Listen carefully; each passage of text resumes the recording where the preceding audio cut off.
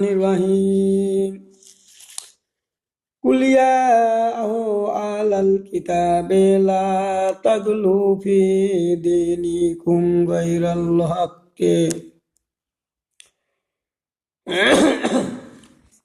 হে আহলেল কিতাব, হে আহলেল কিতাবিগণ, তোমরা তোমাদের দিন ধর্ম নিয়ে অন্যায়ভাবে বাড়াবাড়ি করিও না। আল্লাহ আহলে কিতাবদেরকে বলেছিলেন যে তোমরা আমার কিতাব নিয়ে বাড়াবাড়ি করিও না। ওয়ালা তাত্তাবিউ আহওয়া কাউমিন কাদ জাল্লু মিন কাবলু ওয়া জাল্লু কাসীরা ওয়া জাল্লু আন সাওয়াই সাবিলি। যে সম্প্রদায় ইতিপূর্বে পথভ্রষ্ট হইয়াছে, অনেককে পথভ্রষ্ট করিয়াছে এবং সরল পথ থেকে বিচ্যুত হয়েছে, তাহাদের খেয়াল খুশি অনুসরণ করো না। কালকে যে আমি ভিডিওটি দিয়েছি তাহাতে বলেছিলাম আলিমেরা আল্লাহর কিতাব রসুলের হাদিস থেকে কিছু মানে আর কিছু না মেনে তারা কি করে, তারা তার সঙ্গে নিজের খেয়াল খুশি অনুসরণ করে চলে, তারা তো পথভ্রষ্ট। এখানে আল্লাহ বলছেন সূরা মাইদার ৭৭ নম্বর আয়াতের শেষের দিকে, যে সম্প্রদায় ইতিপূর্বে পথভ্রষ্ট হয়েছে, অনেককে পথভ্রষ্ট করিয়াছে এবং সরল পথ থেকে বিচ্যুত হয়েছে। যখনই আহলেল কিতাবেরা তাদের কিতাবের কিছু অংশ মানলো আর কিছু অংশকে বাদ দিয়ে নিজের খেয়াল খুশি অনুসরণ করে চলা শুরু করলো, আল্লাহ বলেন ওই জাতিগুলোকে আমি এরা পথ পাওয়ার পরও পথ পেয়ে হারিয়ে গেল, এরা পথভ্রষ্ট হয়ে গেল। এরা পথ পায় সঠিক পথ পাওয়ার পরও তারা নিজের খেয়াল খুশি অনুসরণ করার কারণে তারা পথভ্রষ্ট নিজেরা হইল, অন্যদেরকেও পথভ্রষ্ট করে ছাড়ল। আল্লাহ আবার বলছেন তারা পথভ্রষ্ট কেন হলো, আল্লাহ আবার বলছেন সূরা বাইয়িনার মধ্যে ৪ নম্বর আয়াত, ওমা তাফারাকাল্লাযীনা উতুল কিতাবা ইল্লা মিন বাদি মা জাআতুহুমুল বাইয়িনা। যাহাদের এই কিতাব দেওয়া হয়েছিল তাহারা তো বিভক্ত হইল তাহাদের নিকট সুস্পষ্ট কিতাব থাকার পরে। দেখছেন এখানে আবার আল্লাহ কি বলেন, এখানে আবার আল্লাহ বলেন যে আমি কিতাব তো দিয়েছিলাম তাদেরকে, হে রাসূল আমি তাদেরকে তোমার মতো কিতাব দিয়েছিলাম, কিন্তু তাদের কওমেরা যেটাকে ভালো মনে করছে গ্রহণ করছে, যেটা খারাপ মনে করছে তাদের জন্য কষ্টকর হবে সেটা এড়িয়ে গিয়েছে, যায় নিজের খেয়াল খুশি অনুসরণ করে চলার কারণে তারা পথভ্রষ্ট হয়েছে। অথচ আমার কিতাব তাদের কাছে ছিল। হে রাসূল তোমার উম্মতরা যেন তাদের মতো হয়ে না যায়, তারা যেরকম তাদের কাছে কিতাব থাকার পরে পথভ্রষ্ট হয়েছে, হে রাসূল তোমার উম্মতের উপরেও থাকবে আমার আল কোরআন কিতাব থাকবে। তারা যদি এই কিতাব পাওয়ার পরেও যদি নিজের খেয়াল খুশি অনুসরণ করে চলে তারাও পথভ্রষ্ট হয়ে যাবে। কিন্তু সতর্ক হও তাদের মতো যেন না হয়ে যায় তোমার কওমেরা, তাদেরকে স্পষ্টভাবে বর্ণনা করো, ইয়া আইয়ুহাল্লাযীনা বাল্লিগ ইয়া আইয়ুহার রাসূল বাল্লিগ মা উনজিলা ইলাইকা মির রাব্বিক, হে রাসূল তোমার রবের পক্ষ থেকে তোমার উপর যা নাযিল করা হচ্ছে তা তুমি স্পষ্টভাবে বর্ণনা করো মানুষের সামনে। দেখেন আল্লাহ রসুলকে সতর্ক করলেন আমার কিতাবের বাণীগুলা স্পষ্টভাবে মানুষের সামনে বর্ণনা করো। আইয়াল্লাম তাফাল যদি না করো, স্পষ্টভাবে বর্ণনা না করো, ফামা বাল্লাগতা রিসালাতাহু তাহলে তুমি আমার রিসালাতের দায়িত্বই পালন করলে না। বুঝতে পারলেন? আর এখন আমাদের আলেম উলামারা কোরআনের কথাকে বাদ দিয়ে, কোরআনের হুকুম হাকাম বাদ দিয়ে নিজের খেয়াল খুশি অনুসরণ করে কথা বলছে, আর নিজেরাও পথভ্রষ্ট হয়েছে, অন্যদেরকেও পথভ্রষ্ট করার জন্য আহ্বান জানাচ্ছে। এখন আপনারা বলবেন আলেমারা কিভাবে পথভ্রষ্ট হইল? যে আলেমারা রসুলের মাদানী জিন্দিগির কর্মকাণ্ড বিচার ফাইসালা আল্লাহর আইন পাশ, যুদ্ধ জেহাদ, এই সমস্ত নীতি আদর্শকে যারা মেনে নিজে চলে না, অন্যদেরকে চলার ব্যাপারে কোনো কথা বলে না, এরা পথভ্রষ্ট। এই আলেমেরা পথভ্রষ্ট। এখন পথভ্রষ্ট কিভাবে হলো? এই যে দেখেন, আয়াতগুলো আমরা খুঁজে দেখি না কেন? সূরা ইমরানে 31 নম্বর আয়াতে আল্লাহ বললেন, কি বললেন দেখেন, কুল ইন কুনতুম তুহিব্বুনাল্লাহ ফাত্তাবিউনি ইউহিব্বুকুমুল্লাহু ইয়াগফির লাকুম যুনুবাকুম আল্লাহু গফুরুর রহিম। হে রাসূল, তোমার উম্মতদেরকে বলে দাও, তারা যদি আমাকে ভালোবাসে তাহলে তারা যেন তোমার কর্মকাণ্ডের অনুসরণ করে, আনুগত্য করে, তাহলে আমি আল্লাহ তাদের ভালোবাসবো, গুনাহ খাতা মাফ করব। তাহলে এখানে শর্ত আল্লাহ কি দিলেন? তোমরা যদি রসুলের কর্মকাণ্ড করো, রসুলের আনুগত্য করো, রসুল যা করেছে তাই করো, তাহলে আমি ওয়াদা করতেছি তোমাদের ভালোবাসবো, গুনাহ খাতা মাফ করে দেবো। যে সমস্ত আলেমেরা রসুলের কাজকর্মকে ভালো মনে করে না, বিচার ফয়সালাকে মেনে নেয় না, অন্যায় অনাচার কাজে বাধা দেয় না, বাধা দিতে হবে অন্যায় কাজে তাও বলে না, জামাতবদ্ধ থাকে না, কিচ্ছু করে না, তারা পথভ্রষ্ট হয়েছে কিনা বলেন? এই আয়াত দিয়ে তারা পথভ্রষ্ট হয়েছে কিনা? আরো হাদিস দেয়, এরপরে আরো হাদিস দিয়ে আমি আপনাদের বোঝানোর চেষ্টা করছি। সূরা ইমরানের ওটা 31 নম্বর আয়াত গেল, সূরা মায়দার ওটা 77 নম্বর আয়াত গেল, প্রথমেরটা। মিশকাত শরীফে হাদিস দেয়, আব্দুল্লাহ ইবনে আমরিন কলা কলা রাসূলুল্লাহ সাল্লাল্লাহু আলাইহি ওয়াসাল্লাম লা ইউমিনু আহাদুকুম হাত্তা ইয়াকুনা হাওয়াহু তাবান লিমা জিতু বিহি। আব্দুল্লাহ ইবনে আমরিন থেকে বর্ণিত, তিনি বলেন, রাসূল সাল্লাল্লাহু আলাইহি ওয়াসাল্লাম বলেছেন, তোমাদের চিন্তা চেতনা আমার চিন্তা চেতনা, তোমাদের মতামত আমার মতামতের সাথে যদি মিল না হয়, তাহলে তোমরা পূর্ণাঙ্গ ইমানদার হতে পারবে না। আর পূর্ণাঙ্গ ইমানদার হওয়া ছাড়া কবরে জাতি আল্লাহ নিষেধ করেছেন। দেখেন, তাহলে এই হাদিসে কি বলা হচ্ছে? যে তোমরা যদি পুরোপুরি ইমানদার হতে চাও, রসুল বললেন, আমার চিন্তা চেতনা, আমার মতামত, আমার কর্মকাণ্ডের সাথে মিল করতে হবে, না করলে তোমরা পূর্ণাঙ্গ ইমানদার হতে পারবে না। আর আল্লাহ বলছে, ইয়া আইয়ুহাল্লাযীনা আমানুত্তাকুল্লাহা হাক্কা তুকাতিহি ওয়া লা তামুতুন্না ইল্লা ওয়া আনতুম মুসলিমুন। হে ইমানদারগণ, যেভাবে আল্লাহকে ভয় করার দরকার সেইভাবেই ভয় করো, আর পুরোপুরি ইমানদার না হয় কেউ মরিও না, কবরে আসিও না। তাহলে আল্লাহ নিজেই বললেন যে তোমরা পুরোপুরি ইমানদার না হয়ে আসবেন না। 208 নম্বর আয়াত সূরা বাকারা, ইয়া আইয়ুহাল্লাযীনা আমানু উদখুলু ফিস-সিলমি কাফা। হে ইমানদারগণ, তোমরা এখন পূর্ণভাবে ইসলামে দাখিল হয়ে যাও। তার মানে এলা মাদানী আয়াত।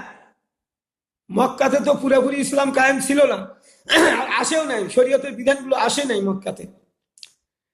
এখন তখন তো পূর্ণাঙ্গ ইমানদার ছিল না, এখন আল্লাহ বলছে এখন তোমরা পুরোপুরি ভাবে ইসলামে দাখিল হয়ে যাও। তার মানে পরবর্তী যে রসুল কর্মকাণ্ডগুলা করছো, এই কর্মকাণ্ডগুলা করলেই তোমরা পুরোপুরি ভাবে ইসলামে দাখিল হতে পারবে। তাহলে যে সমস্ত আলেমেরা রসুলের পুরোপুরি কর্মকাণ্ডের সাথে একমত নন, রসুলের খেলাফত যারা বুঝেন না, যারা খেলাফত চায় না, তাদের পক্ষ হয়ে যান, তারা পথভ্রষ্ট হয়েছে কিনা আপনারা বলবেন। আমি মুখ দিয়ে বলি নাই, আল্লাহ বলছে, আল্লাহ বলছে তারা পথভ্রষ্ট হয়ে যাবে। আর পুরাপুরি ইমানদার হতে গেলে রসুলের পুরাপুরি কর্মকাণ্ড মেনে নিতে হবে। এই জন্য আল্লাহ মদিনাতে বললেন, হে ইমানদারগণ, তোমরা পূর্ণভাবে ইসলামে দাখিল হয়ে যাও, প্রবেশ করো।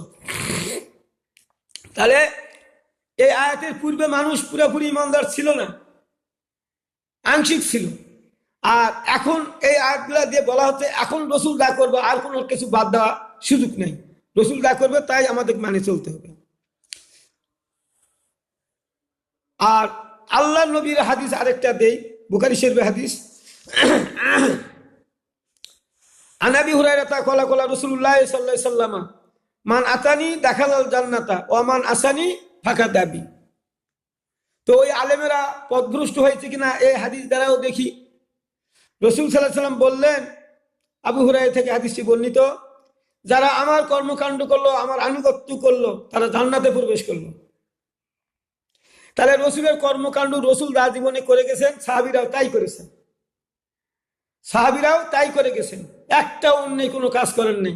যার ফলে একটা হাদিস আছে, রসুল সাল্লাল্লাহু আলাইহি ওয়াসাল্লাম বলেছেন, আমার মৃত্যুর পরে তোমরা কাকে অনুসরণ করবে? আমি এবং আমার খোলাফায়ে রাশিদিন, আমার সাহাবীদের অনুসরণ করবে। রসুল জানতেন যে আমার পরে রসুলেরা একই নিয়ম পালন করবে, আমি যা বলেছি, যা করেছি, যা নিষেধ করেছি তা সম্পূর্ণ মেনে চলবে। সেই কারণে ওই হাদিসটাও বলেছিলেন। তাহলে এই আলেমেরা এখন আমার এই ভিডিও শোনার পরে তারা মনক্ষুণ্ণ করবেন, রাগ করবেন। রাগ করলে এগুলা প্রশ্নের জবাব দিয়ে আপনাকে আসতে হবে। আপনাকে কে মানা করলো যে এত সালের পরে আর এই আয়াতগুলো আর অচল হয়ে যাবে, এগুলা আর মানতে হবে না? এরকম আয়াত দেখান। আর আপনি তাহলে দেখাতে না পারেন, এগুলো করেন না কেন? এগুলো না করলে তো আপনি পূর্ণাঙ্গ ইমানদার হতে পারবেন না। আর রসুলের কর্মকাণ্ড পুরাপুরি না করলে আপনি তো জান্নাতেও যেতে পারবেন না। এই দেখেন আরেকটা আয়াত দিই, এর সঙ্গে আরেকটা আয়াত মিল করে দিই।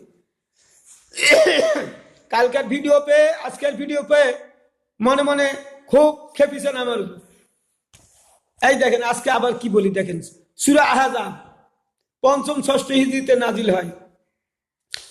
ওমা কানা লিলমুমিনিন ওয়ালা মুমিনাতিন ইযা কাযাল্লাহু ওয়া রাসূলুহু আমরান আইয়াকুনা লাহুমুল খিয়ারাতু মিন আমরিহিম।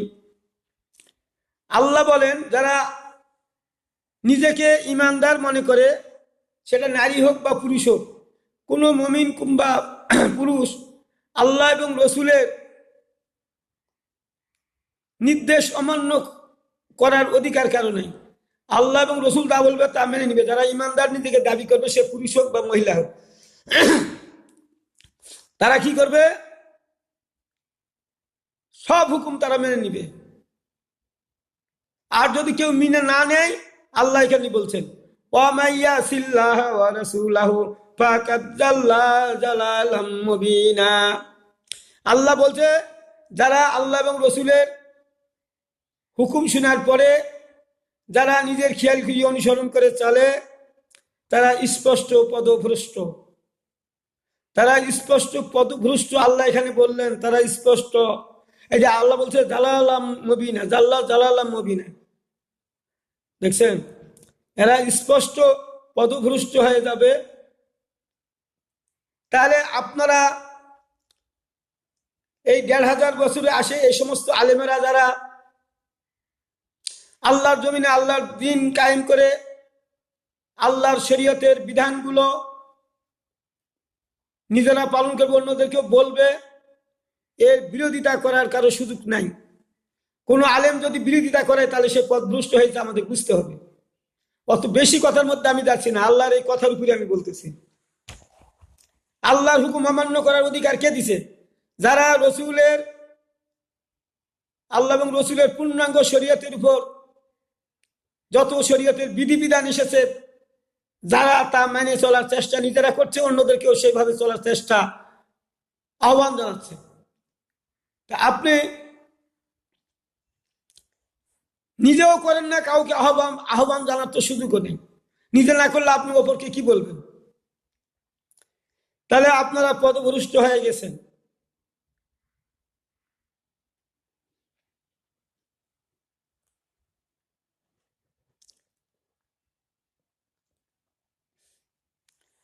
আবার দেখেন, আগে যে হাদিসটা বললাম, পরবর্তী হাদিসটার অনেক বড় হাদিসটা এখানে আছে, আমি সেটা আপনাদের আবার পড়ে শুনেছি। আবু হুরায়রা থেকে বর্ণিত, তিনি বলেছেন, মান আতানি ফাকাদ আতা আল্লাহ। যারা রসুলের আনুগত্য করলো তারা আল্লাহরই আনুগত্য করলো। তাহলে এখানে রসুল বলছে যারা আমার আনুগত্য করলো তারা তো আল্লাহরই আনুগত্য করলো। আবার আল্লাহ বলতেছে মা ইউতির রসুলা ফাকাদ আতা আল্লাহ। যারা আমার রসুলের কর্মকাণ্ড করে তারা তো, আল্লাহ নিজেই বলছে, তারা আমারই কর্মকাণ্ড করে। তো রসুল যা করতে আপনি তা করবেন না, কেউ করলে তার সমালোচনা করবেন। আপনি পথভ্রষ্ট হয়েছেন কিনা বলেন? আপনারা পথভ্রষ্ট হয়েছে কিনা বলেন? আবার আল্লাহ নবী আবার বলেন, ওয়ামান আসানি ফাকাদ আসা আল্লাহ। যারা রসুলের কর্মকাণ্ড অমান্য করলো তারা আল্লাহর হুকুম অমান্য করলো। তা আপনি রসুলের হুকুম অমান্য করার পরও আপনি নিজে ইমানদার থাকেন কি করে? এই হাদিস দ্বারা আপনি ইমানদার থাকেন কিভাবে? রসুল যখন বলল যারা আমার হুকুম মানলো না, আসলে তারা আল্লাহর হুকুম অমান্য করলো।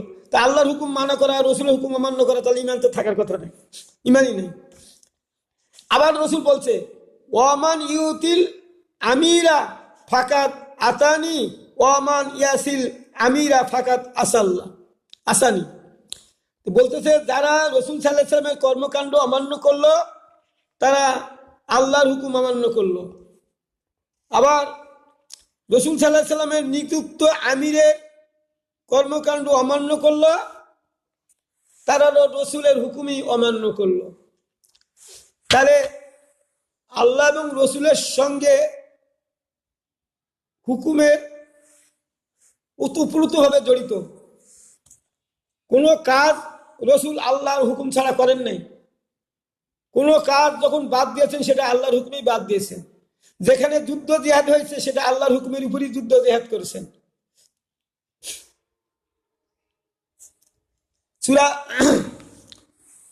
সূরা হাসরের মধ্যে দেখবেন 7 নম্বর আয়াতে খেজুরের বাগান কাটে সাফ করে দিয়েছিল আল্লাহর হুকুমে, জ্বালিয়ে দিয়েছিল আল্লাহর হুকুমে, নিজের কাজ করেন নাই উনি।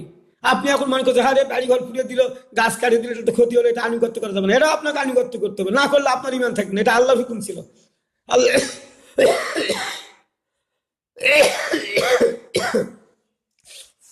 আপনি এই কথাগুলা মসজিদে বলতে পারবেন না, মসজিদের খুতবায় বলতে পারবেন না। এগুলা কথা, আমি যে কথাগুলা বললাম এটা আল্লাহ এবং রসুলের কথাগুলা বললাম। এগুলা মসজিদে বললে রাজনীতি হয়ে যায় না। আরে ইমান তো আপনাদের নাই, তো রাজনীতি তো বলবেন, নিজে জীবনটা করেন না। নিজে করবেন কেমন করে? আগের থেকে তো বলে আসছেন কোরআনে কোনো রাজনীতি নাই, আগের থেকে বলে আসছেন কোনো আইনি বিচার করতে হবে না, এগুলো আগেই বলে আসছেন। এখন যদি বলেন যে না ওগুলো করতে হবে, তাহলে তো সাধারণ মানুষ ধরে দিবে তোরা তো কিছুই জানতেন না। এই এখন শুনে ফির কখন যে আসে, তাহলে আপনারা কি জানেন? এই শরম লজ্জায় আপনারা আর এই সত্য আসলেও আর মেনে নিতে পারতেছেন না, আর মেনে নিতে পারবেন না। তো আল্লাহ তাকে পথ দুষ্ট করে সে তো হেদায়েত হবে না, পাবেন না, তো পারবেন না। এতবার বলার পরেও আপনারা খুঁজে দেখবেন না, কোরআন হাদিস ঘাটে দেখবেন না। কেন? ওই তো 1 হরফে 10 নাকি, যারা শিক্ষা দেয় শিক্ষা করে তারা উত্তম মানুষ, নামাজ পড়লে সব আমল ঠিক হয়ে যাবে, রোজা করলে সব গুনাহ মাফ হয়ে যাবে। এই তো এর উপরই তো আপনারা আছেন, সব আলেমেরা এইটার উপর আছেন। এই উলুমে থাকার কারণে সব আলেমেরা ভুল পথে চলছে। যারা সব আলেম বলতে যারা এই সমস্ত চিন্তা চেতনায় যারা বিশ্বাসী তারাই ভুল করে যাচ্ছে। আপনারা আমার উপর রাগ হয়েছেন, আপনি বেশি বুঝেন, আমি বেশি বুঝি না। আমি আল্লাহ এবং রসুলের কথাগুলো বলছি, আমি বেশি বুঝতে যাবো কেন? যারা বেশি বুঝবে তারা তো পথভ্রষ্ট হয়ে যাবে। বেদাত করে তো বেদাত করতে করতে তারা এক হয়ে যাবে। বেশি করবেন কি হবে? আল্লাহ যা বলছেন তাই বলতে হবে, কোরআন হাদিসে যা আছে তা মেনে চলতে হবে। বেশি বলার এখানে সুযোগ নেই। বেশি করলে ইমান নষ্ট হয়ে যাবে, বেশি বুঝাবুঝি করলে ইমান নষ্ট হয়ে যাবে, কম করলে মুনাফেক হতে হবে, কম করাও যাবে না, না পারলেও চেষ্টা করতে হবে। ইন্নামাল আমাল বিনিয়াত, আপনার নিয়তের উপরই সব সমস্যার সমাধান হয়ে যাবে। আর কত আয়াত আছে, আরো কত আয়াত আছে, আপনারা এগুলা দেখতে পান না। দেখতে পাবেন কেমন করে? অর্থও তো বুঝে পড়েন না। কোরআন পড়েন, মুখস্থ পড়েন, খালি সব নেওয়ার একে। ওই আয়াতের মধ্যে কি হুকুম হাকাম আছে, কি নিষেধ আছে, কি আদেশ আছে তা তো খুঁজে দেখেন না। আর না দেখলে তো পথভ্রষ্ট হয় স্বাভাবিক। ছেলেরা যদি ইংরেজি পড়ে, বাংলা না করে, বাঙালি স্বল্প, ওরা ইংরেজি করছি না, ওরা কি লিখবে ওখানে? কি লিখবে ওখানে? কি বলবে ওই ব্যাপারে? কি বলবে? তো সেই রকম আপনাদের অবস্থা হয়েছে। কোরআন মুখস্থ করছে, সব কিছু করছেন, অর্থ বুঝতে পারেন নাই, তা আপনারা কি বলবেন আমাদেরকে? তো ওটাই তো বলবেন যে 1 নেকিতে 10 শরীফ। তো আজকে ভিডিওটা আমি এখানে শেষ করলাম। আমার শেষ এক হচ্ছে যে আপনারা ভিডিওগুলো শোনার পরে আপনারা শেয়ার করে দিবেন, কমেন্ট করবেন, সাবস্ক্রাইব করবেন। ভাইরে কেন করবেন? এটা তো আল্লাহর হুকুম, এটাকে আপনাকে করতে হবে। আবার দেখা যায় কিছু ইউটিউবে ফেসবুকে দেখা যাচ্ছে যে মক্কা শরীফে ঘর নিয়ে এসে কথা এটাতে এক করবেন না, এটা টানবেন না, এটা এক করবেন না, না হলে কানা হয়ে যাবে, চোখ কানা হবে, এক হবে। তো আমি শেয়ার করে দিলাম, এটা তো ওই রকম সব হলো না, 1 হরফে 10 নাকি। তা আপনি যদি অর্থ বুঝে না বলেন তাহলে সবে কি কামে আসবে? কথা ওটা মক্কা শরীফে ঘরটাকে ধাক্কা দেবেন না যারা ইমানদার হবেন। এই ওটা ধাক্কা দিতে হবে কেন? ওটাতে ধাক্কা দিতে হবে কেন? আমরা কোরআন মক্কা শরীফকে বিশ্বাস করি না, আল্লাহর কোরআনকে বিশ্বাস করি না, পৃথিবীকে বিশ্বাস করি না, তার সৃষ্টি জগৎকে বিশ্বাস করি না, আসমান জমিনকে আমরা বিশ্বাস করি না? এগুলো মাতুবরি না, টাকা ইনকামের ধান্দা। আর আমারটা শেয়ার করা করছি কেন? এটা সবের জন্য করতেছে। আপনি সব নেওয়ার জন্য, টাকা ইনকামের জন্য ব্যবস্থা নেবেন কেন? আমি এগুলা ব্যবস্থা করি নাই, আমি এগুলা টাকা চাই না। আমি চাই সব আল্লাহ তাআলা আমাদের আল্লাহর হুকুম হাকাম মেনে দুনিয়াতে চলে আমরা যেন নেক বান্ধ হয়ে দুনিয়া থেকে বিদায় নিয়ে কিয়ামতের বিচারে যেন আমরা বিচার হয়ে যেন আমরা জান্নাতে যেতে পারি, এই উদ্দেশ্য আমার। আপনাদেরকেও এই উদ্দেশ্যে আমি কথা বলতেছি।